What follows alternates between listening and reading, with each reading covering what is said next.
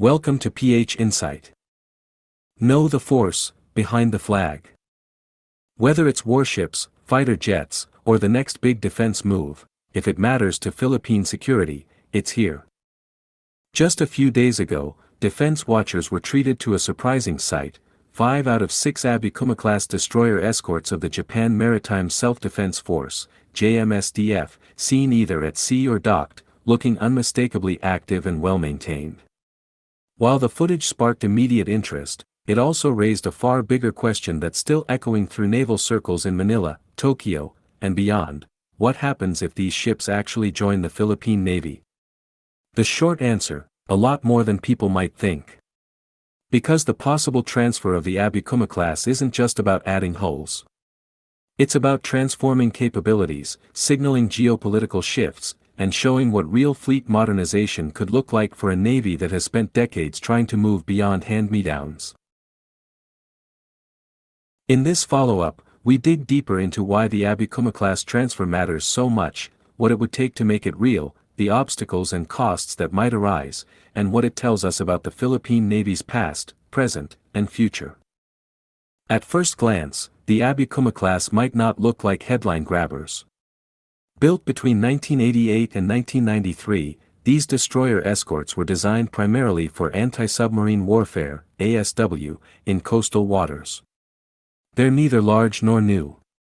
But that view misses what sets them apart, and why they'd be game-changers for the Philippine Navy. Most navies that receive second-hand ships face months, even years, of repairs, refits, and costly upgrades before the vessels can sail under their new flag. But as the recent video shows, 5 out of 6 Abukuma-class ships remain fully operational.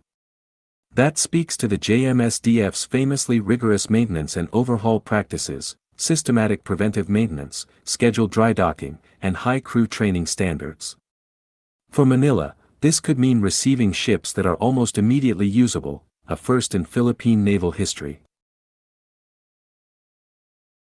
The Abukuma-class was designed around ASW, equipped with hull-mounted sonar towed array sonar systems, torpedo launchers, anti-submarine rocket launchers. This is critical because the Philippine Navy currently lacks purpose-built ASW escorts.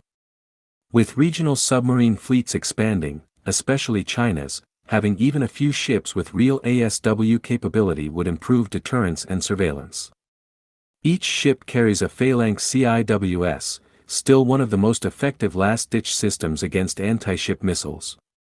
Combined with the 76mm OTO Malara main gun, this makes the ships well-suited for self-defense even if Japan removes offensive missiles like the SSM-1B before transfer.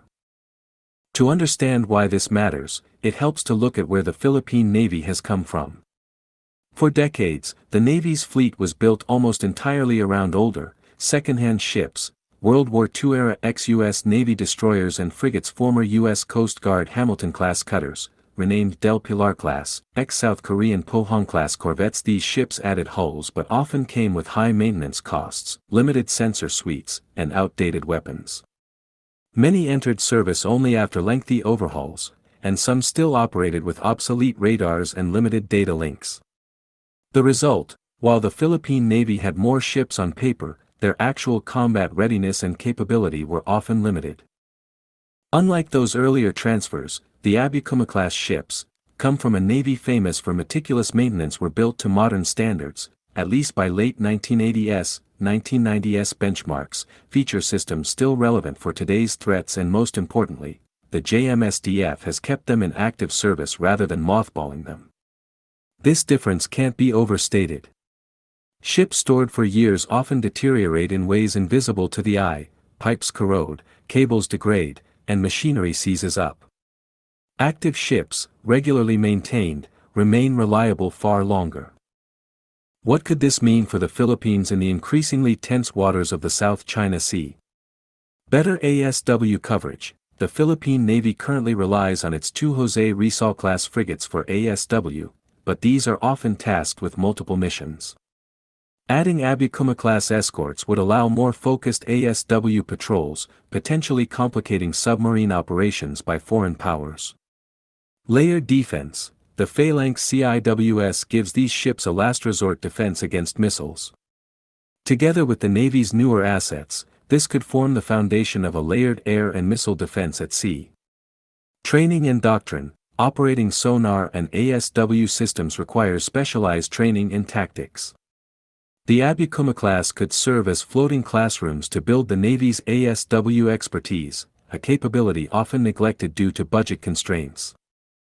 Even if the ships arrive in good shape, challenges remain. Refits and compatibility. Some systems might require upgrades to integrate with the Philippine Navy's current command and control networks. Japan might also remove sensitive equipment before transfer, requiring Manila to install substitutes. Operating costs. Older ships often consume more fuel and spare parts. The Navy must budget for sustained operations, not just acquisition. Training crews need to master ASW tactics, maintain sonar equipment, and handle gas turbine engines, potentially requiring Japanese assistance and new training pipelines. Logistics. Keeping older ships mission-capable demands a steady supply of spare parts, which may need to come from Japanese industry or be locally manufactured. The possible transfer also sends important messages. Japan's strategic shift. Japan is steadily moving from strictly defensive policies toward proactive regional support. Transferring frontline ships, rather than outdated hulls, reflects growing willingness to help allies strengthen deterrence. Philippine naval modernization. Maturing, accepting modern, high-readiness ships shows Manila's commitment to building a credible fleet, not just adding hull numbers. Regional balance. As China's navy grows, other countries are quietly working to prevent one-sided dominance in the South China Sea.